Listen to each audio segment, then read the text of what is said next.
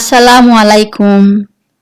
আজকের ভিডিওতে আমরা দেখব মুসলমানদের দ্বিতীয় পবিত্র শহর মদিনা শরীফ।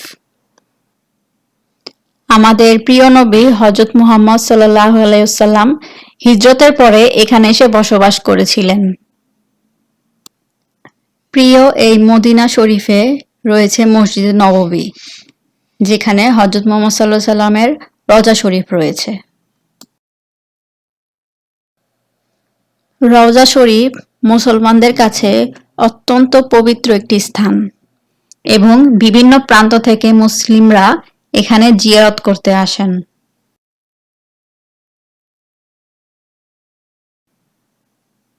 এটি হচ্ছে সেই পবিত্র রওজা শরীফ।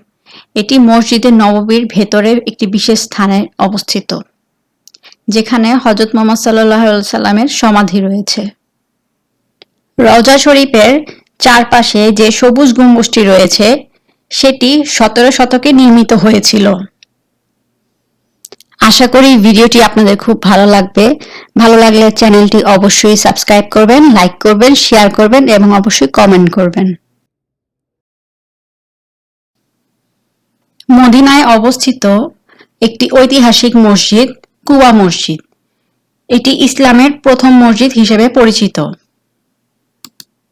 এই কুবা মসজিদটি আমাদের প্রিয় নবী হযরত মুহাম্মদ সাল্লাল্লাহু আলাইহি ওয়াসাল্লামের নির্দেশে নির্মিত হয়েছিল।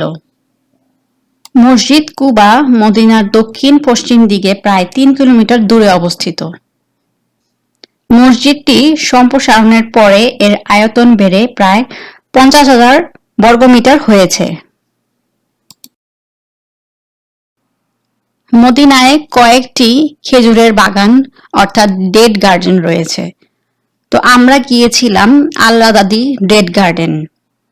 এখানের পরিবেশটা খুব সুন্দর ছিল আর এখানে বিভিন্ন ধরনের খেজুরও পাওয়া যেত। সুন্দর একটা খেজুর বাগান।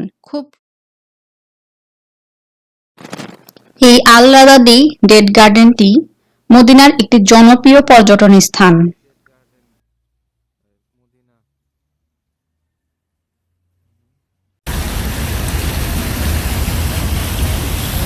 This is Al-Radadi Date Garden, Medina.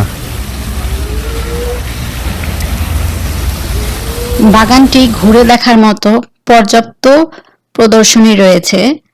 সুন্দর সুন্দর ঝর্ণা, ফোয়ারা আর খেজুর বাগানে সুন্দর করে বসার জায়গাও রেখেছে। অর্থাৎ মদিনার যে আগে সংস্কৃতি ছিল সেগুলো সুন্দর করে তারা এই বাগানে তুলে ধরেছে।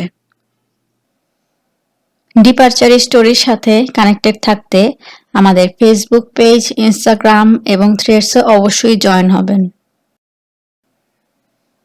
সৌদি আরবের আরও কিছু ভিডিও রয়েছে, এগুলো উপরে আই বাটনে দেওয়া থাকবে আর ডেসক্রিপশনেও দেওয়া থাকবে। এটি ছিল জেদ্দা এয়ারপোর্ট। আমরা আসার সময় জেদ্দা এয়ারপোর্ট হয়ে আসি।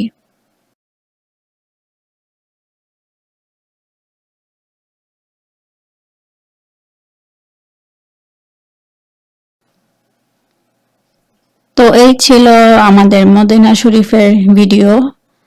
আশা করি ভিডিওটি ভালো লেগেছে আপনাদের কাছে। চ্যানেলটি অবশ্যই সাবস্ক্রাইব করে রাখবেন।